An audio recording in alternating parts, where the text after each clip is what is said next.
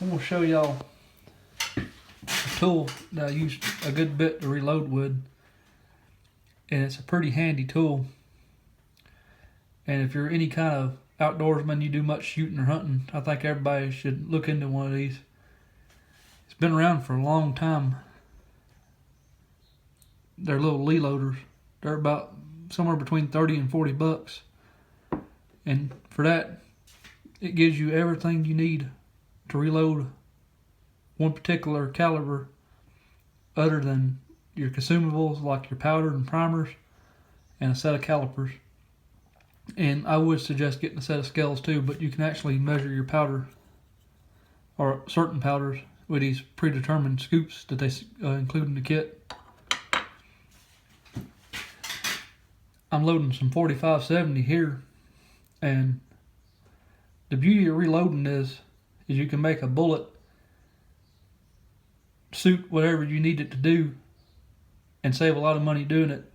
You know, 45-70 is probably about $1.75 a round for the cheapest you can buy off the shelf ammo. And I'm thinking I'm loading these, don't quote me on this because it's been a little while since I calculated it, but I think it's around 16 cents a round, maybe 15 cents a round, loading it with a Trail Boss. And what I'm trying to get to do with these is I'm trying to come up with a Trail Boss load in one of my 405 grain cast bullets that I cast out of Will Weights, and it's a really cheap low recoil round. I mean, less than a 30-30 by a long shot, and it's probably good out on even deer out to about 50 yards, maybe 60 yards. And then I want to take the same bullet and I want to load some with some IMR, maybe 40, let's see,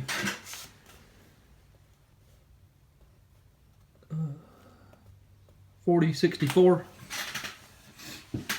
And I want to make some hot rounds that get me on out to about 150 yards for hunting.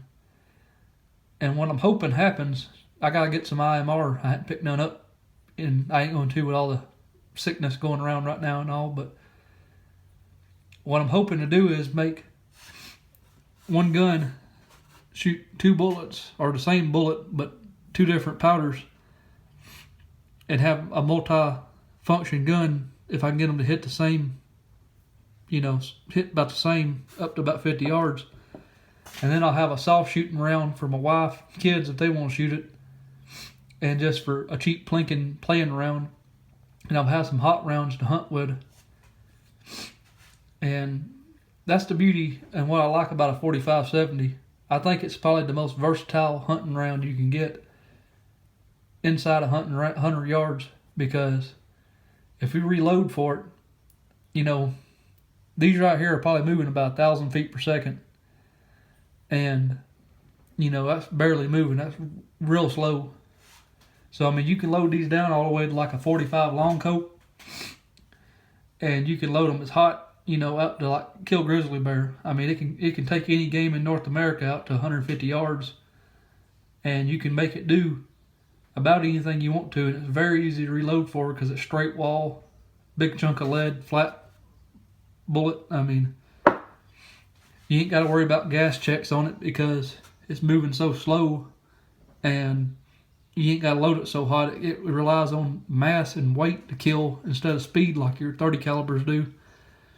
So you ain't got to worry about gas checks. It's just very easy to deal with. And you ain't got to have like a hard alloy. I mean, it's just a simple, you know, easy. You can get into reloading for one of these for around $100 probably. And, you know, in another one of my videos, I showed y'all my Henry single shot. That's probably a $350 rifle. I think it's around what I gave her that. So for $450, I have a reloading kit and a rifle. And I can make tons of cheap plinking ammo, some hot ammo, and I can do everything from varmint hunting to hunting big game with it. And it's just a, you know, the casting is what really makes it shine and what really saves on the ammo cost. Because if I had to buy my own projectiles, it would run the cost up a lot. Which I do plan on getting into casting, especially for pistol calibers, but I do plan on even getting into some of my 30-06 and some of my 30 calibers and doing some gas checks. But I'm starting out new to casting, and this is way easier to make than, something you're trying to push at, 2,000-3,000 feet per second. But it's a really, really good round. I've got another mold on the way. It's a 340 grain Lee mold. This is a 405 grain Lee mold. And I was going to try to see maybe if they don't shoot the same point of impact, maybe if I load my hot round with a 405 and my light rounds with the 340, maybe they'll help bring it closer together. Because I've got some factory 300 grains I've been shooting and hunting with last year. And these 405s with the trail ball shoots really, really high, like 10, 12 inches high compared to what my 300 grains shoot. And I have two ideas of what's causing that, and I'm going to have to do a little bit more digging into it to figure out exactly. But I've got a suspicion that it's either recoiling and the bullet's moving so slow that the gun's actually recoiled and the barrel has risen before the bullet's left the barrel, it causing it to shoot higher because the bullet's moving so slow. And the other thing is just, a 405 grain bullet's going to kick more and move slower anyway. But I think the reason I'm running into so much rise, it ain't so much the more recoil of a 405 grain. I think it's just, them factory rounds are probably moving somewhere around 1,700 feet per second. And this is moving like 900 to 1,000 feet per second.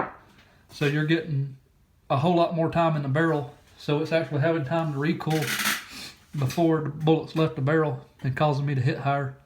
Which I can adjust my sights down to hit with these, ain't no problem. But I want to make it where my, hunting rounds and my plinking rounds hit pretty close to the same. So I got another mold on the way.